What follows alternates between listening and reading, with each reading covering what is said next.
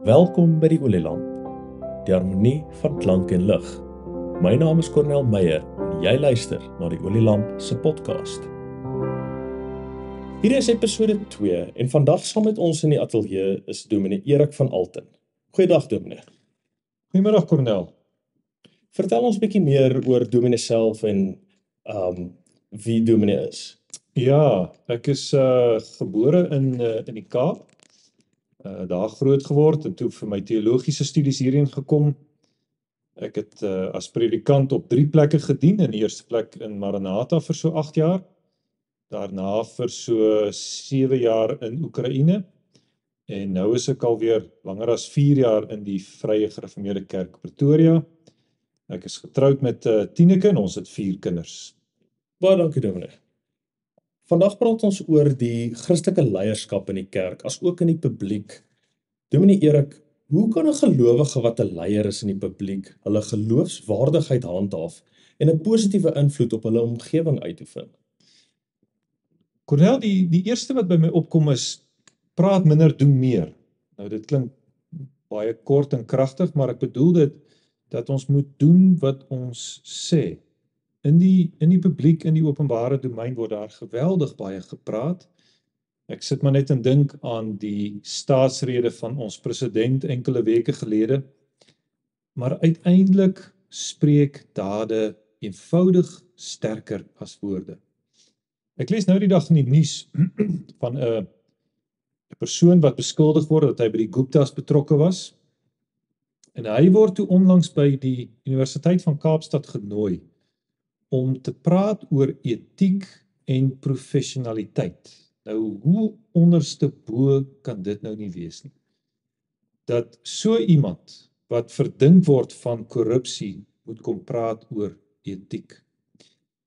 Nou, die Bybel gee vir ons 'n paar baie mooi voorbeelde van presies hierdie beginsel. Een uit die Ou Testament, een uit die Nuwe Testament. Ek dink byvoorbeeld aan Nehemia in Nehemia 5. Hy is die gouverneur, maar as gouverneur besef hy dat die volk swaar kry op daardie stadium. En daarom volg hy nie die lewenswyse van 'n gouverneur nie, 'n lewenswyse wat hom toegekom het, maar hy pas homself aan by sy volk wat swaar kry. En dan die voorbeeld uit die Nuwe Testament, dan dink ek aan Paulus se brief aan Titus, waar hy vir Titus sê, in Hoofstuk 2 vers 7, betoon jou in alles 'n voorbeeld van goeie werke, met onvervalsheid in die leer, waardigheid, opregtheid. Dus ek dink, as ons geloofwaardigheid wil hê in ons leierskap, dan moet ons, behalwe die praat, want natuurlik moet ons praat, ons ontkom nie daaraan, maar behalwe die praat, en belangriker as die praat, moet ons doen. Hoe kan so gelowige dan 'n balans handhaaf tussen die leierskap en die nederigheid, soos wat ons sien wat Christus se voorbeeld? Ja, ek dink is goed om onderskeid te maak tussen die saak en die persoon van die leier. Baie keer verwar ons hierdie twee met mekaar, baie keer kry ons dat hierdie twee ook nie meer goed onderskei word nie. En dan dink ons maar om te bereik waarvoor ek staan en waarin ek glo, dan moet ek hard wees en ek moet oor lyke gaan en ek moet my pad oopveg en ek moet sterk en bombasties wees. En ek dink ons moet daai twee mooi uit mekaar uit. Ons kan leiding gee in die saak waarvoor ons staan, terwyl jou persoon baie beskeie kan bly. Jy hoef nie 'n bombastiese, onbeskofte persoon te wees nie. Jy hoef nie altyd die persoon te wees wat gesien hoef te word en wat altyd hoef voor te loop nie. Dink aan Johannes die Doper. Duisendes kom na hom om deur hom gedoop te word. Maar wat sê hy dan in Johannes 3 vers 30? Hy sê, met verwysing na Christus, hy moet meer word, ek minder. Dis 'n pragtige voorbeeld van iemand wat 'n geweldige boodskap gehad het, vir 'n geweldige saak gestaan het, maar waar sy persoon sê maar weggesyfer is agter Christus. Dus ek kan passievol wees, ek kan oortuigend wees, ek kan diep deurdring wees van die saak waarvoor ek staan, en tog kan ek self baie klein wees. En ongelukkig in die wêreld sien ons dat die twee baie keer begin mekaar oorvleuel. Dan word die persoon amper belangriker as die saak. En daar is net een iemand. Daar is net een iemand wat reg het om sy persoon sentraal te stel. En dis ons Here Jesus Christus. Want by hom is sy persoon die saak. Dis een en dieselfde. Maar vir ons mense geld dat ons maar baie klein moet bly. Ook wanneer ons leiding gee. En dit geld nie net vir die kerk nie, dit geld ook vir die korporatiewe wêreld, dit geld vir die sportwêreld, of jy nou leier is in die kunste of in die regering, waar ook al, dat jy as persoon baie skei en nederig bly. Ons sien in die samelewing en ook in die Bybel dat ons kan so 'n mooi voorbeeld uit Christus uittrek. En hy het ons ook geleer om te bid. En dan dit kom by ons volgende vraag uit van op watter manier kan 'n gebed 'n sentrale rol speel in die lewe van 'n gelowige leier en hoe bevorder dit geestelike leierskap? Ja, dis verstommend, né? As 'n mens gaan kyk na die lewe van die Here Jesus, dat hy op verskeie plekke sien ons dat hy homself terugtrek om te gaan bid in die stilte. Dit wys vir ons dat selfs hy wat volledig God was, uiteraard ook volledig mens, maar dit selfs hy nodig gehad het om uit die kragbron te bly put. En ek dink dit geld vir enige leier. As leier moet jy dikwels voorloop, maar daarvoor het jy krag nodig, daarvoor het jy energie nodig, inspirasie selfs. En jy kan dit nie doen as jy nie self voortdurend gevoed word nie, as jy nie self voortdurend uit die bron put nie. So vir enige leier is dit geweldig belangrik om self naby Christus te bly deur middel van Bybelstudie en deur middel van gebed, né? Gebed is as ware jou verbinding aan die kragbron. Ek sit en dink maar aan myself as predikant. Ek is die hele tyd besig, die hele week met die woord van die Here. Ek is daarmee besig vir die prediking en die katekisasie en vir huisbesoeke. En tog het ek nodig om tydjies vry te maak, aparte tye uit te sit waarin ek my persoonlike Bybelstudie en my persoonlike gebed doen. Dit gee vir my die krag om op Christus te bly kyk en om voort te gaan met iets wat ek nie uit my eie kan doen nie. Wat se gereedskapstukke sal dominee kan gee vir 'n ouderling of 'n diaken of 'n gelowige leier en wat se verskil kan hulle maak in die kerkgemeenskap? Ja, daar kom onmiddellik 3 dinge by my op. Die eerste is, maak seker van jou eie persoonlike geloof. Jy is 'n Christen voordat jy 'n amptenaar is, of voordat jy 'n jeugleier is, of voordat jy 'n Bybelstudieleier is jy 'n Christen. En jy kan nie leiding gee, jy kan nie ander se lewens beïnvloed as jou lewe met Christus nie in orde is nie. Dus ken God se liefde in Christus vir jou en bou daaraan. Dis die eerste. In die tweede plek, wees lief vir mense.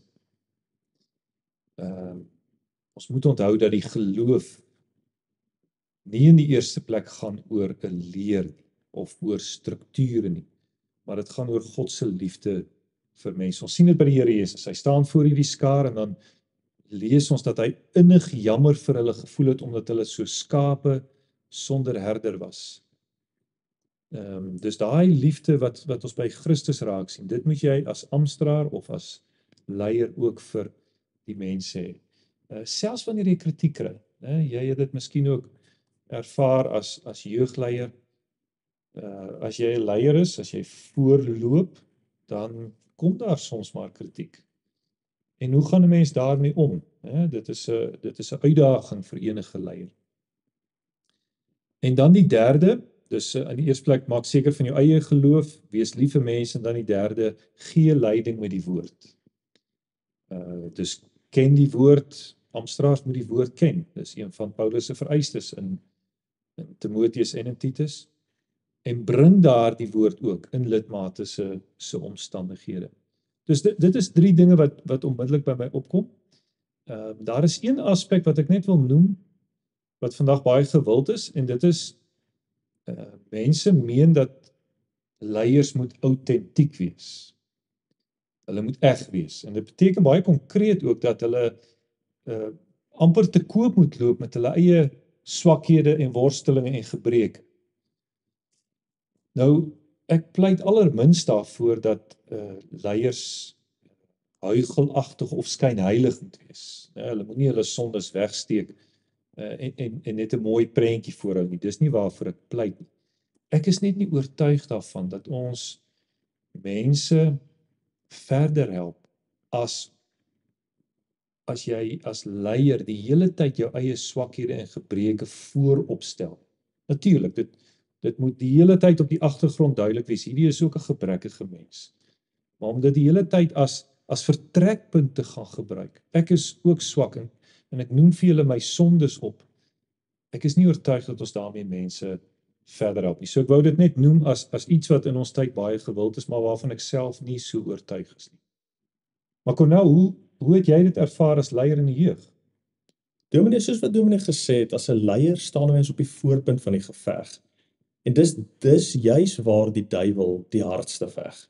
Hy probeer die leiers laat sneuwel, sodat diegene wat leiding volg ook daardeur kan sneuwel. 'n Mooi gesegde wat iemand 'n keer gesê het, is as ouderling sien hy homself as 'n herder vir sy skape. Dit beteken dat jy, of jy nou 'n ouderling, diakon of 'n jeugleier is, jy neem leiding vir die skape. Dit beteken ook dat jy hulle siele oppas. En daar is 'n groot verantwoordelikheid as leier, want as iemand in die geloof gaan struikel, dan gaan jy eendag daarvoor verskoning moet doen. En dan bring ons by die laaste vraag. Wat is die rol van 'n predikant in die lewe van geloofsgemeenskap en hoe kan hy 'n geestelike leier wees? Ja, Cornel, ek dink ons moet onthou en ek weet almal weet dit met hulle verstand, maar ons vergeet dat soms die predikant is ook maar net gewone persoon. Hy staan regtig nie elke oggend op met hierdie besonderse gevoel van hy het nou 'n roeping en sy amp is nou so besonders nie. Hy het ook sy persoonlike uitdagings, sy munisipale rekening moet ook betaal word en sy gras moet ook gesny word. En tog bemerk 'n mens in ons kultuur hier in Suid-Afrika nog dat die predikant 'n relatiewe groot rol speel. In ander lande is dit anders. Dink aan Nederland waar die predikant glad nie so 'n groot rol speel nie. Maar ek dink in Suid-Afrika het ons dit nog wel, soms te groot selfs. Dit verbaas my altyd weer dat mense reken dat 'n besoek van die predikant belangriker is, hoër geag moet word as die besoek van die ouderling of die diaken. En ek dink ons moet volledig daarvan af wegkom. Maar desniettenstaande, die predikant het tog nog 'n redelike groot rol. Die vraag is hoe gebruik die predikant daardie rol? En presies wat is daardie rol? Nou dit laat my dink aan wat Paulus, die groot apostel, as ek hom maar so kan noem, wat hy sê in 1 Korintiërs 2, ek het my voorgenem om niks anders onder julle te weet nie as Jesus Christus en hom as gekruisigde. Nou ek dink daar lê ook die kern van die rol van 'n predikant. En is moeilik want binne die kerk, maar ook vanuit die wêreld word daar van die predikant verwag om hy moet groot projekte lei, hy moet die kerk relevant maak, hy moet by elke geleentheid wees, allerhande dinge betrokke wees. En ek dink uiteindelik lê die kern, die predikant moet Christus verkondig, vanaf die preekstoel, in die onderrig, in die huisbesoeke. Al hoe meer besef ek ook dat dit nie my taak is om mense se huweliksprobleme te help oplos, of om mense se finansiële probleme of verslawingsprobleme op te los nie. Ek moet Christus bring. Wanneer ek hulle voor Christus plaas, uiteraard het dit dan 'n effek vir huweliksprobleme, verslawing, of finansiële probleme. Maar daar lê wat my betref die kern. En dis die kern ook van Bybelse leierskap, is verkondig Christus, plaas mense voor Christus. Baie dankie Dominee. En aan ons luisteraars, ons hoop dat julle ook hieruit geleer het en hoe om as 'n ware leier in die gemeenskap te wees. Ons groet julle dan nou en tot 'n volgende keer. Totsiens. Totsiens. Hierdie potgooi word vervaardig en aangebied deur myself, Cornel Meyer. En ek, Christian Grobler, vervaardig die klank. Nuwe episodes van die Olielamp se potgooi word elke maand vrygestel. Die Olielamp potgooi is beskikbaar op ons webtuiste, as ook Apple en Spotify podcast. Teken in sodat jy nooit 'n episode mis nie. As jy enige vrae het of self oor 'n onderwerp wil praat, stuur vir my gerus 'n e-pos na olielamp.podcast@gmail.com.